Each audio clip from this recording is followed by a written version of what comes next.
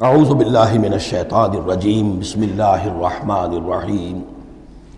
وَيَسْأَلُونَكَ عَنِ الْجِبَالِ، اے نبی آپ سے پہاڑوں کے بارے میں پوچھتے ہیں کہ یہ پہاڑ کہاں چلے جائیں گے، آپ کہتے ہیں کہ زمین چپٹی ہو جائے گی۔ وَيَسْأَلُونَكَ عَنِ الْجِبَالِ قُلْ يَنسِفُهَا رَبِّي نَسْفًا، کہہ دیجئے میرا رب ان سب کو ریزہ ریزہ کر کے بکھیر دے گا۔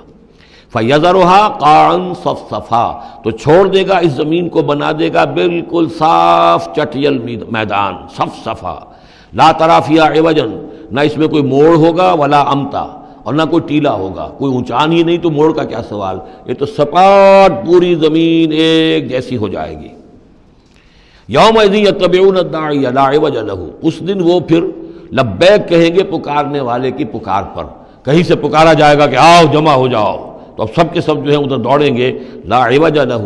اب اس کی اس پکار سے کہیں ٹیڑھا ہونا کسی کے لیے ممکن ہی نہیں ہوگا کہ پکارنے والا ادھر پکار رہا ہے وہ کسی اور سمت میں جا سکے، لا عوج لہ، کوئی ٹیڑھ ممکن نہیں ہوگی۔ وخشعت الاصوات للرحمن، اور تمام آوازیں جو ہیں وہ رحمان کے سامنے خاموش ہو چکی ہوں گی، جھک چکی ہوں گی۔ فلا تسمع الا ہمسا، تو تم نہیں سنو گے سوائے ایک بھنبھناہٹ، جیسے بھنبھناہٹ سی ہوتی ہے ایسی آواز ہوگی، کسی کی بات جو ہے وہ سنائی نہیں دے گی۔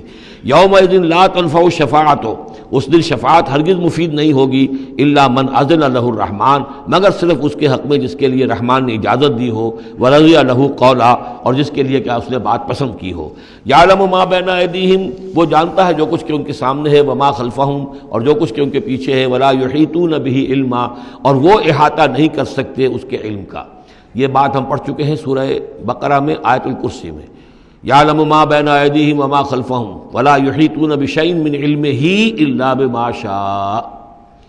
وعنت الوجوہ للحی القیوم، اور چہرے اور لوگ رگڑ رہے ہوں گے اپنے چہروں کو سجدے میں پڑے ہوئے اس ہستی کے لیے جو الحی ہے، القیوم ہے۔ یہ ہے وہ تیسرا مقام جس میں کہ الحی اور القیوم دو ہی اللہ کے اسماء جو ہیں یہ آئے ہیں قرآن میں یکجا ہو کر، اور جیسا کہ میں نے آپ کو بتایا تھا سورہ آل عمران کے آغاز میں آئے ہیں اور آیت الکرسی میں آئے ہیں سورہ بقرہ میں۔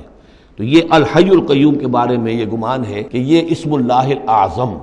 اللہ کا عظیم ترین نام کہ جس کے حوالے سے کوئی دعا کی جائے ضرور قبول ہوتی ہے، وہ یہ ہے۔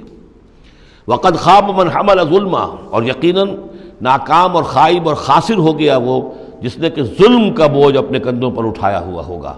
وَمَن يَعْمَلْ مِنَ الصَّالِحَاتِ وَهُوَ مُؤْمِنٌ، اور جو کوئی عمل کر کے لائے گا نیک اور وہ مومن ہوگا، فَلَا يَخَافُ ظُلْمًا وَلَا حَظْمًا، تو اسے کوئی اندیشہ نہیں ہوگا کہ اس کے ساتھ بے انصافی ہوگی یا اس کا کوئی غبن کر لیا جائے گا، اس کے جو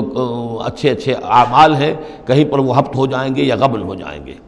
وَكَذَلِكَ أَنزَلْنَاهُ قُرْآنًا عَرَبِيًّا، اور اسی طرح ہم نے اس قرآن کو نازل کیا ہے عربی قرآن بنا کر۔ وَصَرَّفْنَا فِيهِ مِنَ الْوَعِيدِ، اور اس میں ہم نے اپنے تمام وعدے اور وعید، دھمکیاں بھی، وہ سب کے سب جو ہیں پھیر پھیر کر سنائی ہیں، لعلہم یتقون، شاید کہ وہ تقوی اختیار کریں، او یحدث لہم ذکرا، یا یہ کہ ان کے دل میں کوئی یاد پیدا ہو جائے، کوئی جو ہے ان کے اندر جذبہ جو ہے ایمان کا ابھر آئے۔ فتعال اللہ الملک الحق، تو بہت بلند و بالا ہے اللہ بادشاہ حقیقی۔ ولا تعجل بالقرآن من قبل ان یقضى الیک وحیہ، چوتھی مرتبہ یہ اجلت کا لفظ آیا ہے۔ اور جلدی نہ کیجئے اس قرآن کے ساتھ اس سے پہلے کہ اس کی وحی کی تکمیل ہو جائے آپ پر، یعنی اللہ تعالیٰ نے اس کے لیے جو وقت بھی معین کیا ہوا ہے اسی حساب سے اس کا اترنا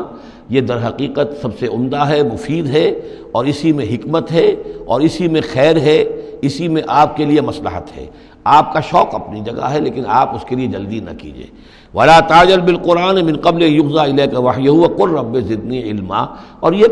کہتے رہا کیجئے اے رب میرے علم میں اور اضافہ فرما، یعنی قرآن مجید جتنا اترا ہے اس کا فہم، اس کی اور گہرائی، اس کے اسرار و رموز، اس کے حوالے سے اللہ اور اضافہ کرتا رہے اور اضافہ کرتا رہے۔ جیسے جیسے قرآن نازل ہوگا اور آپ اس کے اندر مزید اس کے علم اور اس کے فہم اور اس کے جو بصیرت باطنی جو ہے اس کے لیے دعا کرتے رہیے۔ صدق اللہ العظیم۔